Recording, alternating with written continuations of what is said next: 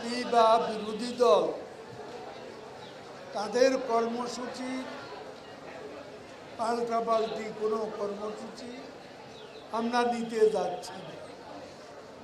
আমাদের কর্মসূচি আগেই ঘোষিত হয়েছে, বছরব্যাপী আমরা এই ৭৫ বছর পূর্তি অনুষ্ঠান সারা বাংলাদেশে চলবে। মাত্র কেন্দ্রীয় প্রোগ্রাম হয়েছে, এরপর মহানগর, আমাদের ২ মহানগর, ঢাকা জেলা সহ আমাদের সহযোগী সংগঠন, সারা বাংলাদেশে আওয়ামী লীগের বিভিন্ন শাখা সংগঠন, আমাদের দলের ঐতিহাসিক এই ৭৫ বছর পূর্তির অনুষ্ঠানমালা অংশ নেবে, আয়োজন করবে।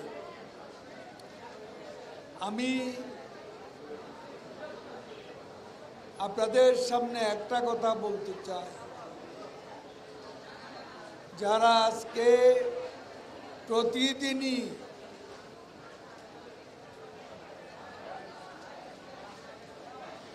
ভারত বিরোধিতার নামে আজকে আন্দোলনের ইস্যু খোঁজার চেষ্টা করছে, তারা আবারও ভুল পথে হাঁটছে। সে আইয়ুব খান থেকে শুরু করে আওয়ামী লীগের গোটা ইতিহাস, আওয়ামী লীগকে ভারতের বন্ধু বলে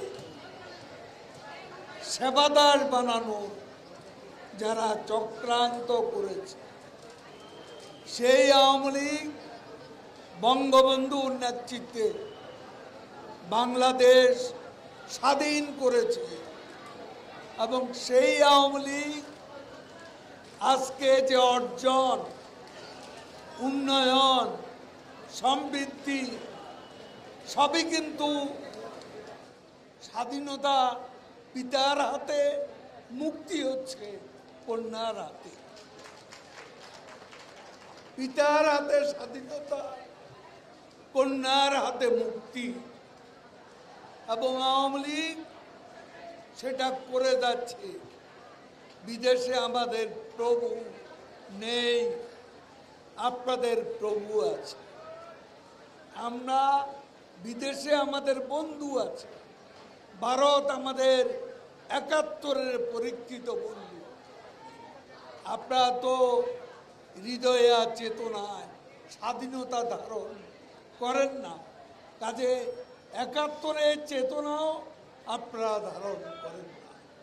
আমরা যা করি বঙ্গবন্ধুর কন্যা বাংলাদেশের স্বার্থেই করেন। স্বার্থ বিকিয়ে দিয়ে কারো সাথে বঙ্গবন্ধুর কন্যা কোনো বন্ধুত্বের বন্ধনে আবদ্ধ হন না। যাক, আমি আজকে তরুণ সমাজকে আহ্বান জানাবো, এদেশের স্বাধীনতার নেতৃত্ব দানকারী প্রতিষ্ঠান আওয়ামী লীগ, এদেশের উন্নয়ন অর্জন সেটাও আওয়ামী লীগের হাতে। প্রধানমন্ত্রী শেখ হাসিনার নেতৃত্বে মুক্তির সংগ্রাম চলছে। আমি তরুণ সমাজকে আজকে আমাদের যে নির্বাচনী অঙ্গীকার, তরুণদের, বেকার তরুণদের কর্মসংস্থানের যে অঙ্গীকার, এই অঙ্গীকার আমরা পূরণ করব এবং বাংলাদেশের তরুণ সমাজকে আওয়ামী লীগ আলোর পথে এগিয়ে নিয়ে যাবে। আমি তরুণ সমাজকে বঙ্গবন্ধুর আদর্শে শেখ হাসিনার নেতৃত্বে আওয়ামী লীগে যোগদানের আহ্বান জানাই।